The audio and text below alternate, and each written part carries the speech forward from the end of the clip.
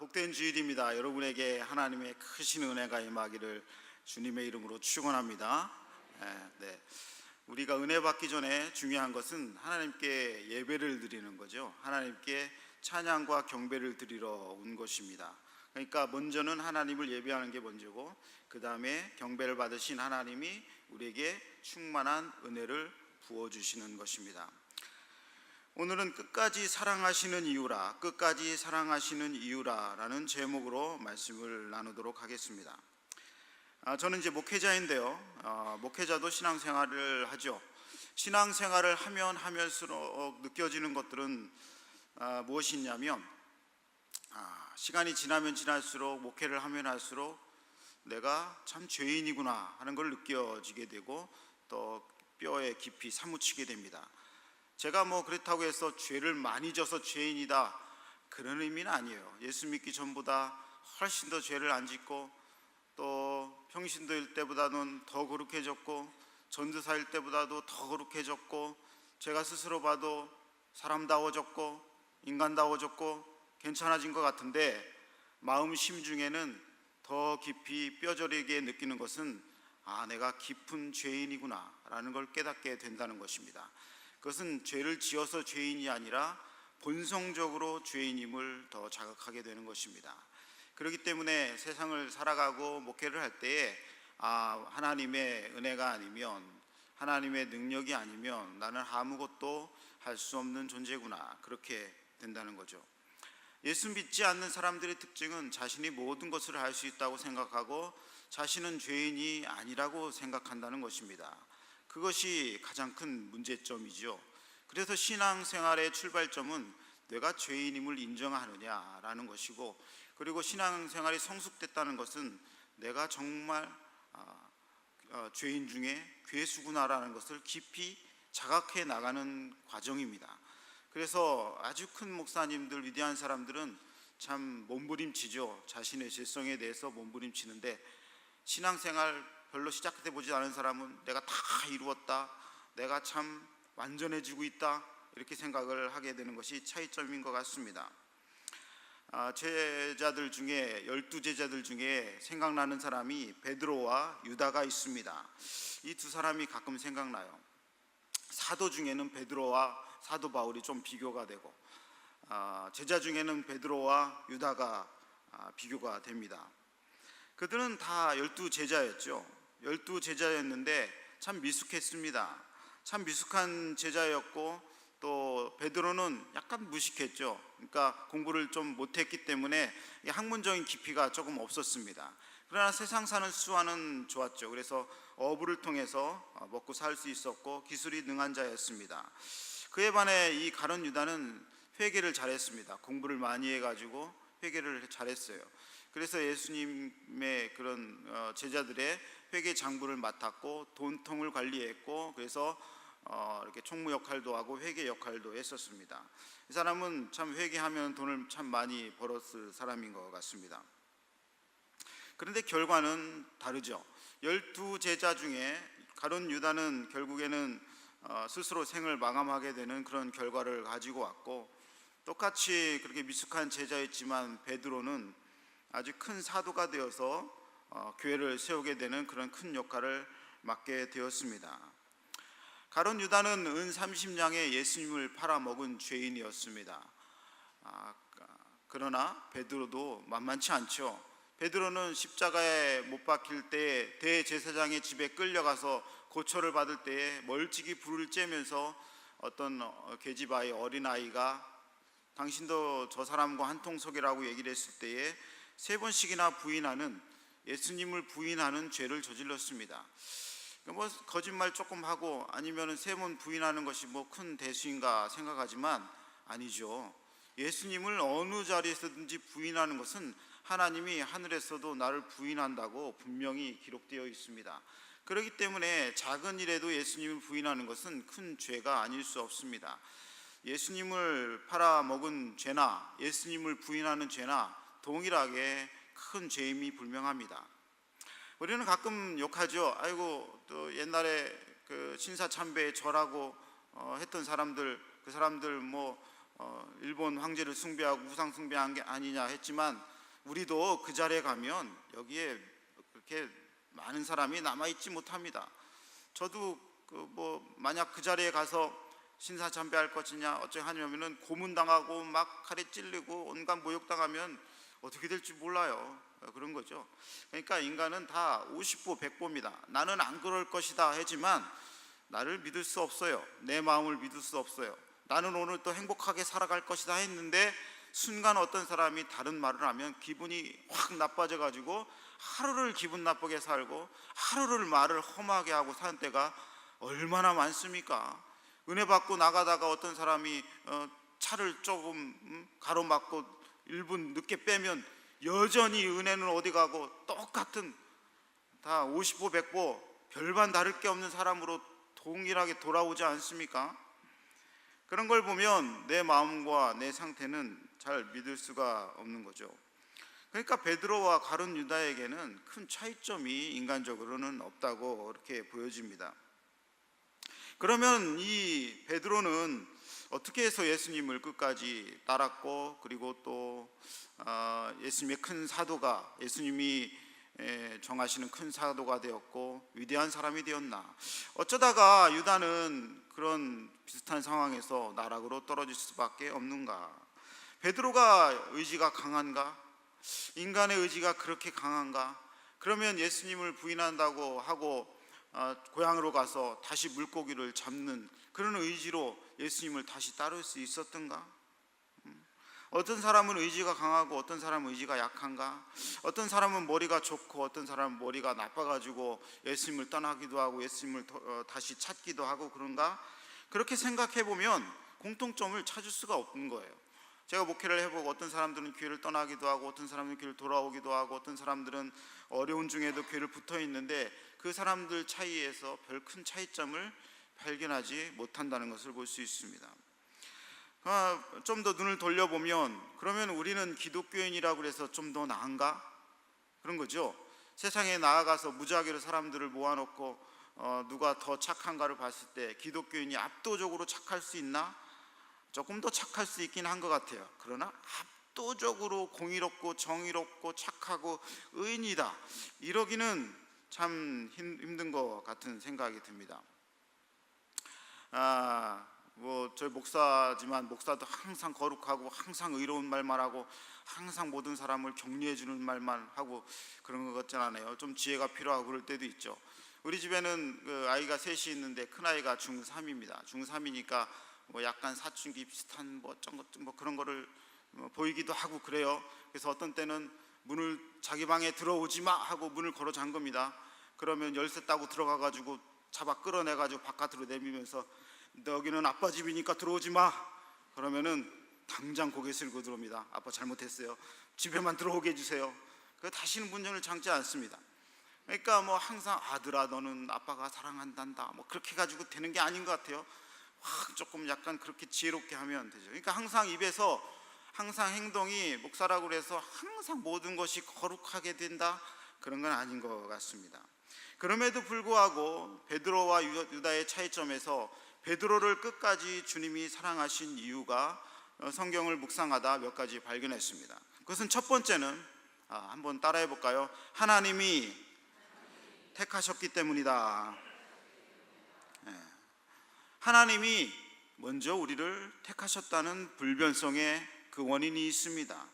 제가 얘기했죠. 별반 차이가 없는 인간들 사이에서 어떤 사람들은 끝까지 신앙생활을 유지하고 어떤 사람들은 교회를 떠나게 되는 그런 배역의 죄를 짓는가 하는 것은 우리에게 원인을 찾을 수가 없었다는 거예요.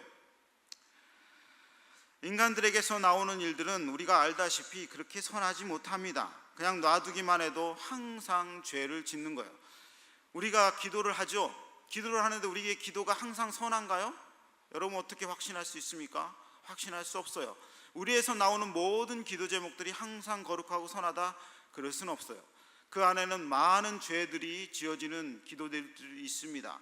그럼에도 불구하고 우리가 죄를 저지름에도 불구하고 기도하는 이유는 그것이 하나님 앞에서 걸러지기 때문에 그렇습니다. 그러니까 우리는 어떤 기도 제목들은 육신의 자랑과 이생의 자랑 이런 것들 안목의 정욕을 구하는 것들이 많이 있죠. 내 욕심으로 구하는 것들이 다 응답되지 않는 이유는 그것이 죄된 기도이기 때문에 그렇습니다. 그럼에도 불구하고 기도하는 이유는 하나님이 그것이 아니라 우리의 기도 중에 하나님이 응답하셔야 될 것들을 걸러서 응답하시기 때문에 마음껏 기도할 수 있는 것입니다. 그러니까 마음껏 기도하셔야 돼요. 마음껏 달라고도 기도하고 또 달라고 기도하고 더 달라고 기도하고, 그러나 하나님이 필요한 때에 하나님이 선하게 응답하시는 거죠. 하나님의 뜻을 찾는다고 해서 그것이 어떤 때는 내 뜻대로 구할 때가 많이 있죠. 그러니까 기도는 하나님께 마음껏 드려야 되는 기도입니다. 삶도 마찬가지입니다. 하나님이 우리를 거룩하게 하시는 것이지 우리의 행동들이 거룩하게 하는 것은 아니라는 것입니다. 하나님이 우리를 끝까지 사랑하시는 이유는 하나님이 우리를 택하셨기 때문에 그런 줄로 믿으시기를 바랍니다. 저에게 아들이 하나 있다고 그랬죠. 제가 아들이 뭐 사랑하는 이유가 잘생겨서 그렇습니까? 아니면 말을 잘 들어서 그렇습니까? 말 더럽게 안 들어요. 그럼에도 불구하고 사랑하죠.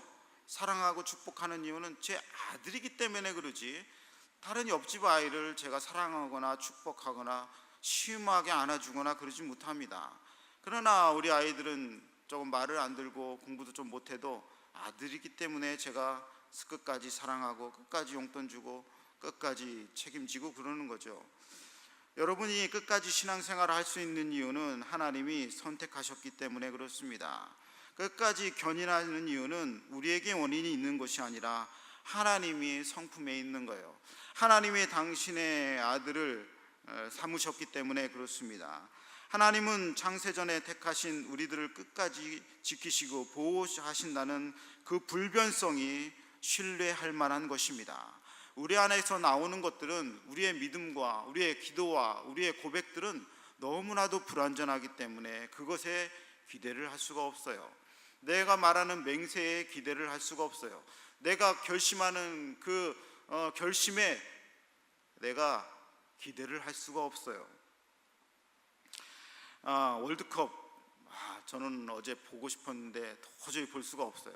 어제 일단 무조건 11시 전에는 자야 되기 때문에 무조건 11시 전에 잡니다. 토요일에는 한 9시 정도 자야 새벽 4시 조금 넘어서 일어나서 몸을 가뿐하게 하고 이제 5시 정도에 나오게 되는 그런 스케줄이기 때문에 했어요. 근데 안 보길 잘했다는 생각이 들어요. 안 보길 잘했다는. 보면은 뭐 이겼으면 더 좋고, 피곤하고 지고 주일 예배 지장받고 눈 막 팅팅 불어가지고 설교하면 안 되잖아요. 신태용 감독이 트릭을 썼다고 하잖아요. 트릭 등번호를 바꾸고 여러 가지 트릭을 썼다고 하는데, 그 트릭이라는 말에 이 설교에 그런 내용이 많이 담겨 있습니다. 하나님은 여러 가지 계획이 없으세요. 오직 한 가지 계획이 있으세요. 우리는 플랜 B를 주장하죠. 플랜 A가 있고 이게 안 되면 플랜 B를 해야 되겠다. 우리 야유회를 갈 때에 우리는 햇빛 쨍 하는 계획서를 세우고 비 오는 계획서를 세우고 그러지 않아요. 그래서 비 올 때는 어디 체육관 들어가야 되겠다, 어디 뭐 커피숍 들어가야 되겠다, 이런 계획을 해서 알아보고 하잖아요. 그러나 하나님은 플랜 B가 없습니다. 오직 플랜 A 하나밖에 없어요.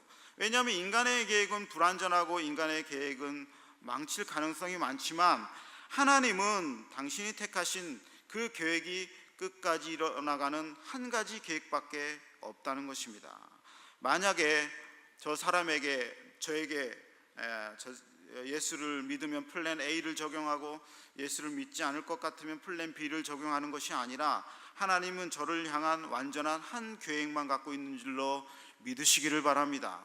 저를 포함해서 여러분에게 한 계획만 있어요. 그것은 택하셔서 끝까지 지키신다는 오로지 한 계획입니다. 그 안에 하나님의 불변성이 완전히 있는 것입니다. 하나님은 이것을 변하지도 못해요. 그리고 이것을 부인할 수도 없어요. 왜냐하면 하나님이 삼위일체 하나님이 그렇게 언약하시고 인간에게 그렇게 약속하셨기 때문에 그렇습니다. 하나님은 그래서 거짓말을 못하세요. 거짓말도 못하고 변개치도 못하십니다. 하나님은 미운다고 해서 버리실 수도 없으세요. 하나님은 우리가 미운 짓 한다고 해서 조금 뭐 마음 상하실 수 있지만 우리를 버리실 수는 없습니다. 하나님은 그렇게 세상을 운행하는 분이 아니시기 때문에 그렇습니다.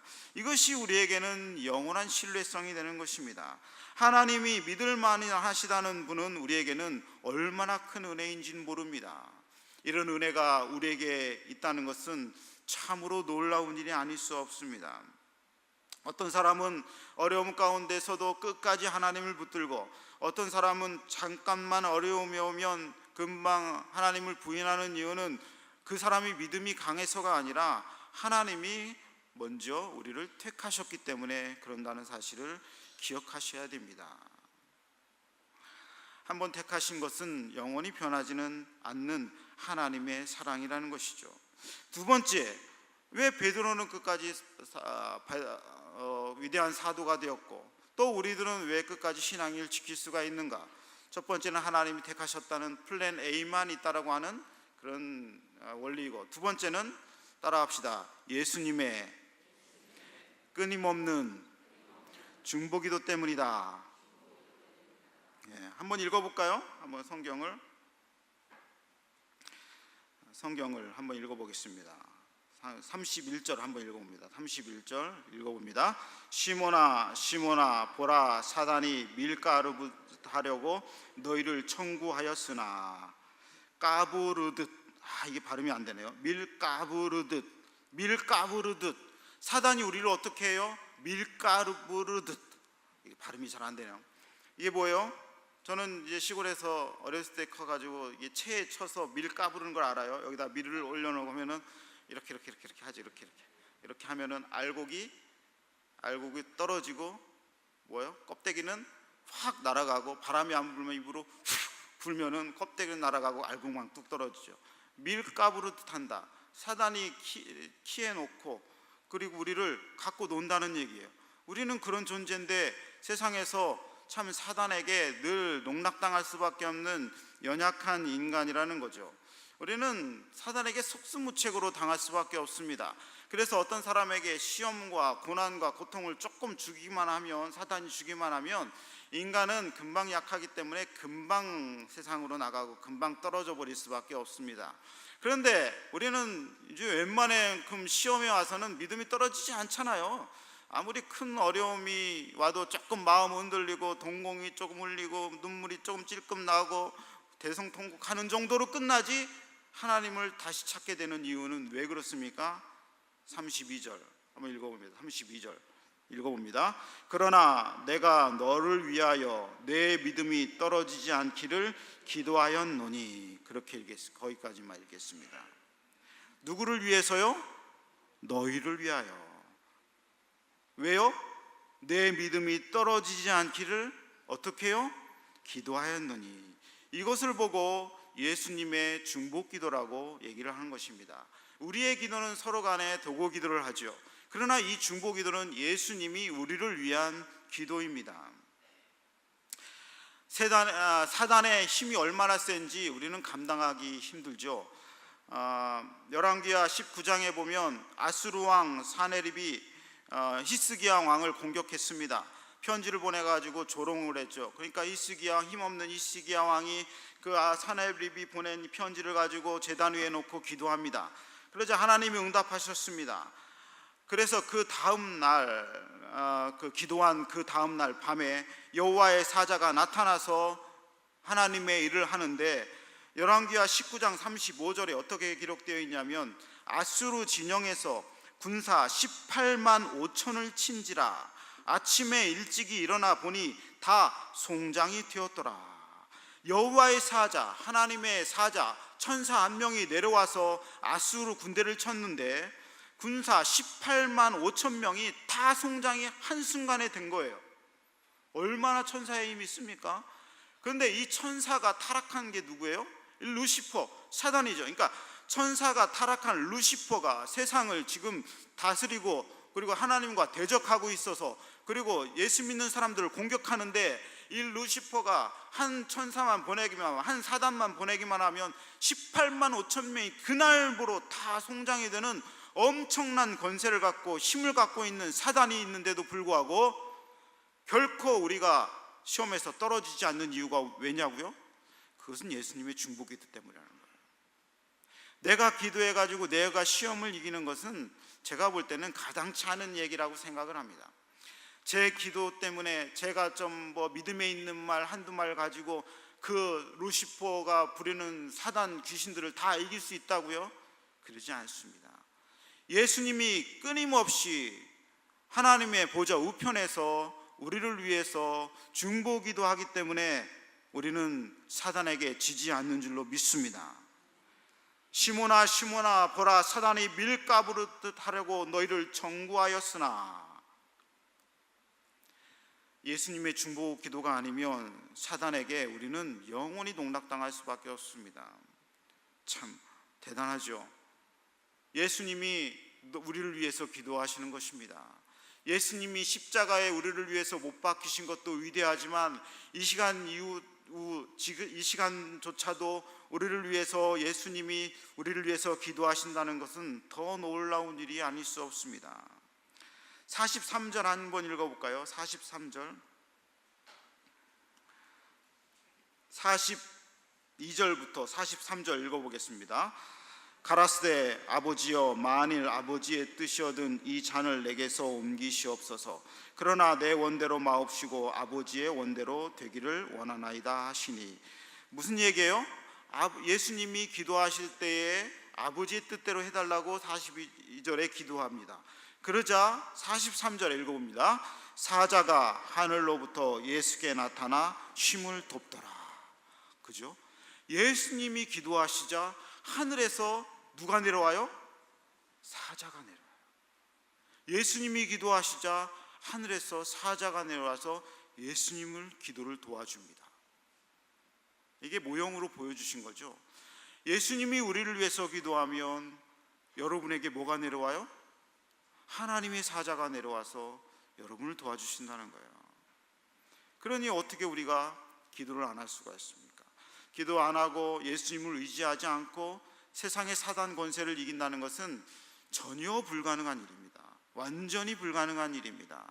그러니까 우리가 예수 그리스도의 이름으로 기도하였습니다라고 얘기하는 것은 예수님 통해서 하나님의 사자가 우리한테 와서 내가 교통사고 당할 것도 안 당하게 하시고, 내가 부도 당할 것도 안 당하게 하시고, 우리가 아픔과 슬픔에 거할 것도 비켜나가게 하시고, 우리 집안에 사망이 임할 것도 사망의 권세에서 벗어나게 하시고, 내가 상심하여서 나락으로 떨어지는 절망 가운데 있을 것 같을 때도 불구하고 하나님의 사자가 예수 그리스도의 기도를 통해서 우리를 도와주는 것입니다.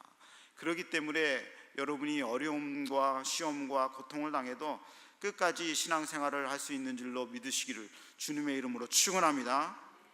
예수님의 중보기도가 아니면 우리는 금방 죽는 사람입니다. 그러니 어떻게 우리는 우리의 힘으로 살아갈 수 있다고 믿습니까? 베드로가 어떻게 예수님을 3번이나 부인하고, 그리고 베드로가 고기 잡으러 다시 어부로 내려갔을 때에 그렇게 철저하게 예수님을 등졌는데도 불구하고 다시 예수님을 찾아올 수가 있습니까? 그것은 베드로의 능력이 아니라는 것이죠. 우리의 힘과 능력으로 죄를 물리치는 것도 아니고, 우리의 힘과 능력으로 우리의 유혹을 다 물리칠 수 있는 것 결코 아니라는 사실을 기억하셔야 돼요. 요셉과 보디발 얘기를 기억합니다. 이런 전승이 있어요. 성경에 나오지 않는 이런 전승이 있는데, 보디발의 아내가 그 동네에서 제일 예쁜 여자들을 10명을 불렀다는 거예요. 보디발의 아내가. 그래서 응접실에 놓고 사과를 깎게 했어.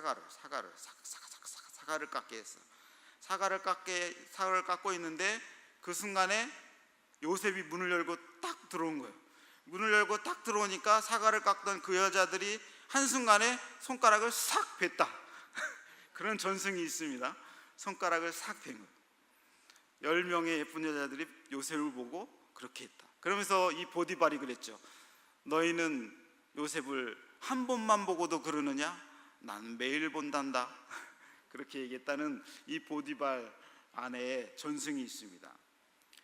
그런데 이 요셉이 그런 상황 가운데서도 어떻게 유혹을 떨칠 수 있었나? 그것은 성경에 우리가 나오죠. 어찌 하나님 앞에서 이렇게 큰 죄악을 내가 저지를 수 있겠습니까? 하나님 때문에 내가 죄를 저지르지 못한다는 거예요. 그것이 무슨 얘기입니까? 하나님이 내 안에 계시기 때문에 내가 죄를 저지를 수 없다, 그런 얘기를 하는 것입니다. 하나님 때문에 유혹에 빠지지 않는 것이지, 내가 의지가 강해가지고 술집에 가던 길을 내가 돌이켜가지고 다른 길로 가고 교회로 돌아오고 그런다고요? 그렇게 여러분의 의지, 제 의지가 그렇게 강합니까? 우리는 수십 년을 살아봐서 알잖아요. 그렇게 안 된다는 거. 하나님을 믿고 하나님을 의지하고 하나님께 기도하는 사람들은 그렇게 된다는 것, 그것이 내 능력이 아니라 하나님의 능력이라는 것을 믿으시기를 바랍니다. 미국의 어떤 목사님이 버스를 탄 거예요. 미국에서 어떤 목사님이 버스를 탔는데 거스름돈을 돌려받았는데 거스름돈을 돌려받은 돈을 보니까 돈이 너무 많은 거예요. 제가 냈던 돈보다. 그래가지고 이 목사님이 고민을 한 거예요. 내가 이걸 어떻게 해야 되나. 너무 가난한 목사님이라. 그래서 버스 뒤에 가가지고 그걸 생각하는 거예요. 어떻게 할까? 이거 먹으면 내가 한 끼 햄버거를 먹을 수 있는데 어떻게 할까 말까 하다가 목사니까 양심상 걸려서 내릴 때 기사님이 돈을 더 줬습니다. 이거는 제가 돌려드릴게요 했더니 그 기사가 뭐라고 얘기하냐면, 목사님, 제가 그거를 일부러 드렸습니다. 그러니까 목사가 깜짝 놀라는 거예요. 왜 이렇게 깜짝 놀라요? 왜 저를 아십니까? 하니까 제가 여기를 처음 이사를 왔는데 제가 예배를 드리러 갔는데 목사님이 설교하고 계셨습니다. 목사님이 설교하고 계셨는데 목사님이 그때 신실하고 정직하고 공의롭게 살아라, 그렇게 설교를 하셨습니다. 근데 마침 오늘 목사님이 타서 제가 한번 시험해 봤습니다. 역시 목사님이시군요, 그랬다고 합니다. 절대로 저에게 그런 시험하지 마시기 바랍니다. 저를 시험해서 저 목사는 시험도 못 이긴다 그렇게 하지 마시고 그런 시험을 하지도 마세요. 목사도 마찬가지예요.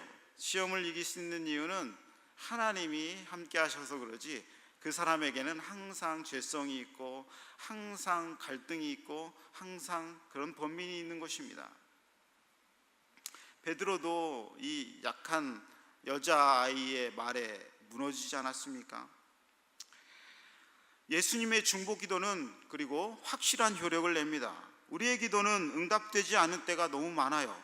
그러나 예수님의 기도는 확실한 효력을 내는 것입니다. 예수님의 기도는 응답되지 않은 적이 없습니다. 예수님의 기도는 반드시 응답됩니다.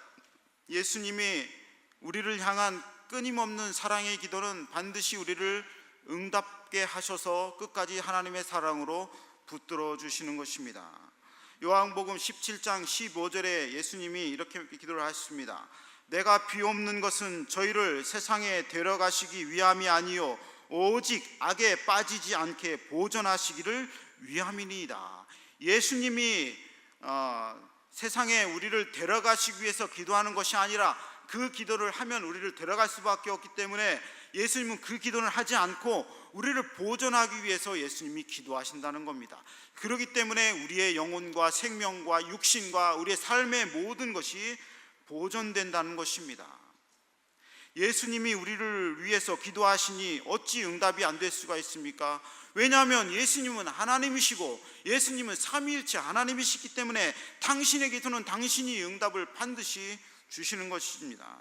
죄에 끊임없이 노출되어 있고 어려움에 끊임없이 노출되어 있고 악에 끊임없이 노출되어 있고 세상의 모든 사단 권세는 우는 사자처럼 우리를 삼키려고 으르렁거리고 있는데도 불구하고 보존되는 이유는 예수님이 끊임없이 우리를 위해서 확실히 응답되는 기도를 하고 있기 때문에 그렇습니다. 세상에 나갔다가 타락하였다가 돌아온 성도들이 있습니다. 그들을 우리는 기분 좋게 환대해서 맞아야 됩니다. 어쩌다가 그랬느니 따지지도 말고 묻지도 말고 하나님의 사랑으로 받고 기도해 줘야 돼요. 왜냐하면 그 사람들이 스스로 돌아온 것이 아니라 하나님의 은혜로 하나님이 그 사람들을 돌이켜서 오게 했기 때문에 그렇습니다. 그래서 우리의 기도 또한 예수님의 기도를 통해서 이루어지는 것이죠. 그래서 예수님의 이름으로 기도하였습니다라고 하는 것이 정말로 중요한 일은 예수님을 통해서만 기도가 다 응답되는 것이기 때문에 그렇습니다. 세 번째, 우리가 끝까지 하나님을 사랑하게 되는 이유는 예수 그리스도의 영원한 공로 때문에 그렇습니다. 따라합시다. 예수님의 공로가 영원하다. 무슨 얘기입니까? 예수님이 우리를 위해서 한 번 죽으신 저 십자가 사건은 영원한 효력을 지키기 때문에 그렇습니다. 우리의 죄는 한 번 십자가에 던져졌기 때문에 우리의 죄는 영원히 간 것이고, 저 십자가에 있었던 예수님의 영원한 의의는 우리에게 한 번 온 것이기 때문에 이 영원한 의의는 결코 벗어지지 않기 때문에 그렇습니다. 그렇기 때문에 예수님은 우리를 끝까지 붙잡을 수 있으신 것이죠.